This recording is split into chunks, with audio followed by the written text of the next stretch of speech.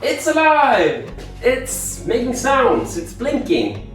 It's great, and it looks great now as well with the engine bay painted.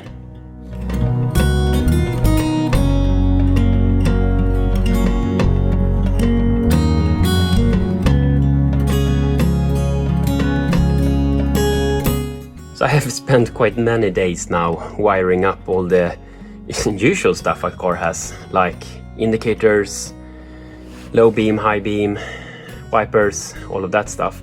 And I think I'm pretty much done now with that.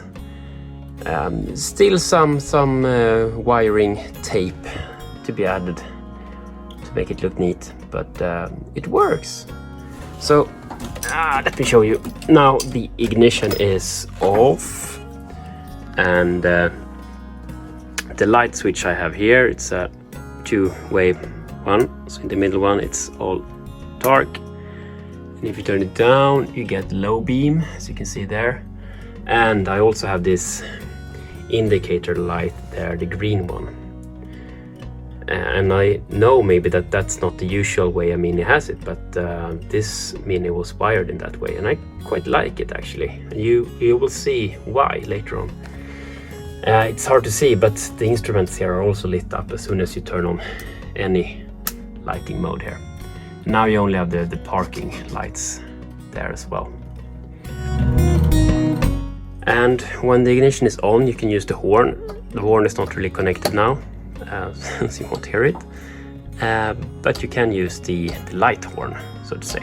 But you cannot turn on the high beam when it's off. You can only use the light horn. And also when the ignition is off, you cannot use the wipers at all. So let's turn on the ignition now then. Nothing happens. No sound of the fuel pump as you usually have in this Mini. But now everything is silent, and even with the ignition on right now, I'm only pulling 1 watt, which is for the light above me here.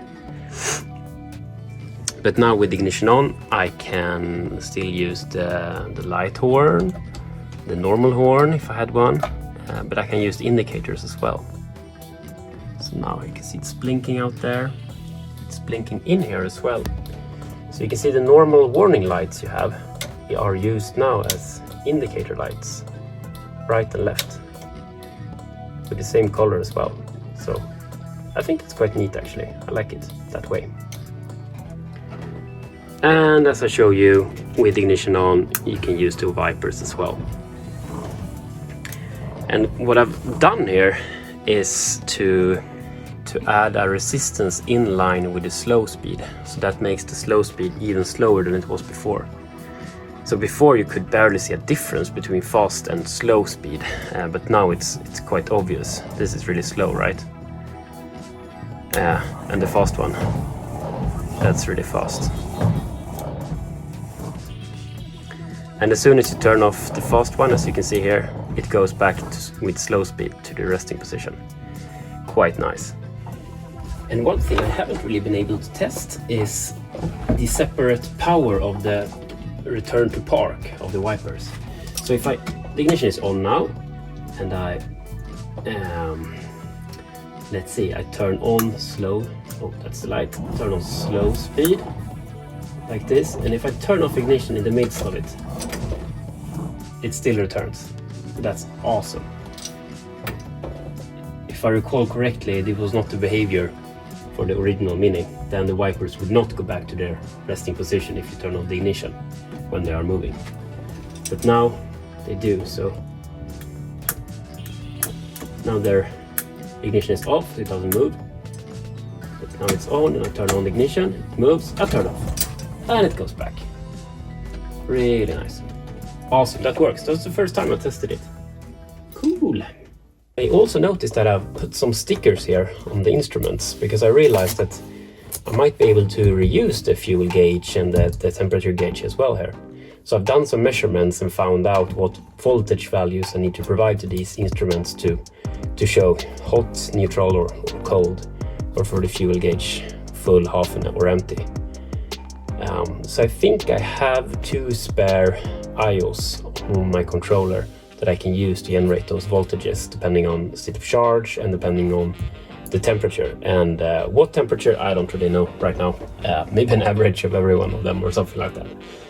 I don't know. However, the oil pressure gauge is a bit more tricky, as it's a bit more, you know, it's not even electrical, it's really manual, the pressure gauge here, so might not be able to reuse that one. So I think I will leave that one for now. Curious about this little device here. This is actually a GPS speed monitoring device. The speedometer on this car has been broken for like a year or something.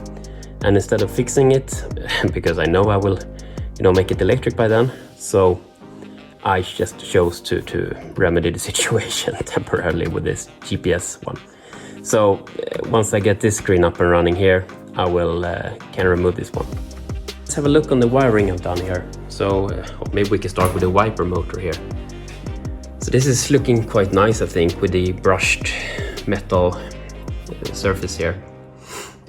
So I renovated this one and exchanged all the internals of it because it was not working so yeah, so reliably before. But now it seems to work good, as you saw.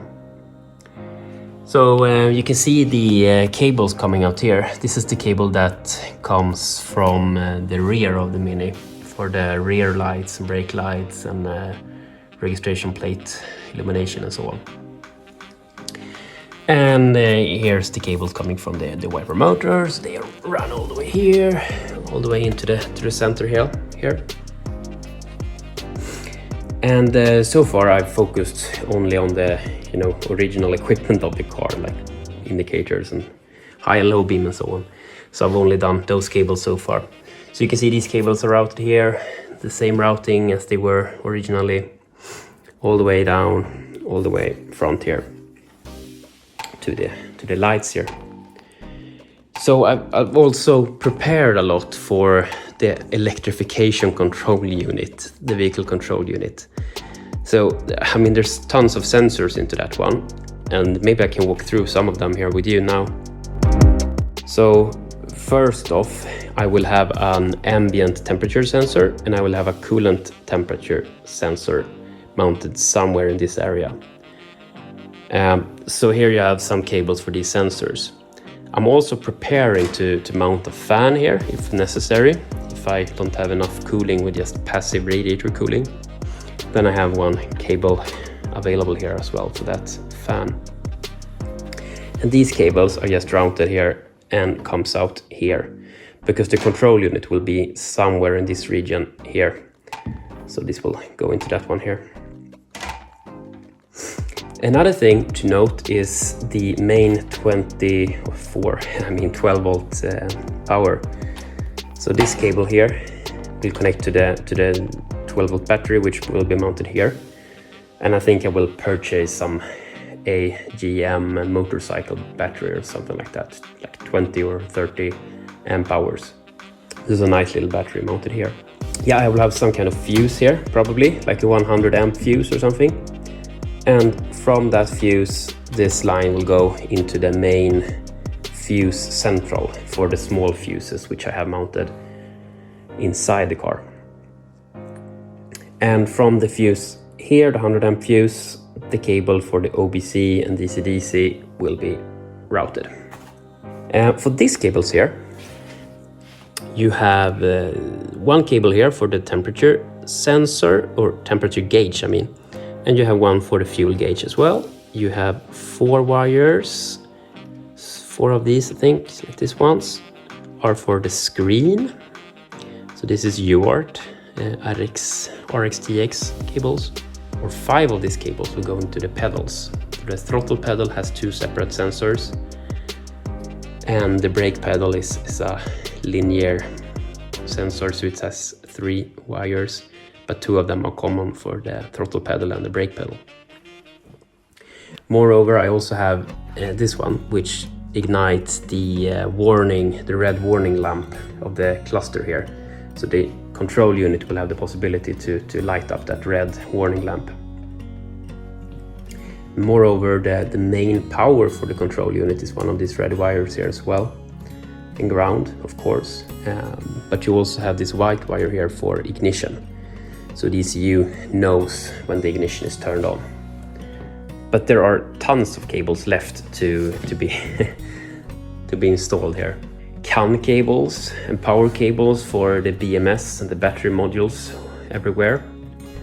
You have DC-DC enable line. You have control pilot, or not maybe control pilot, but proximity pilot from the charging inlet in the rear.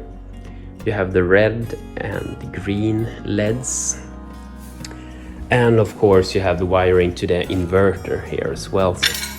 So this cable over here from the inverter is going to the ECU as well. And for the front battery pack, you have the control wires here, CAN and power. And also this one. So here's the control box where you have the contactors, the pre-charge resistor, pre-charge contactor as well. So all of these are controlled in the wires in this thick one here. Yeah, so there will be a lot of IOs to that small little control unit. So thank you guys for watching, and I see you around for next time.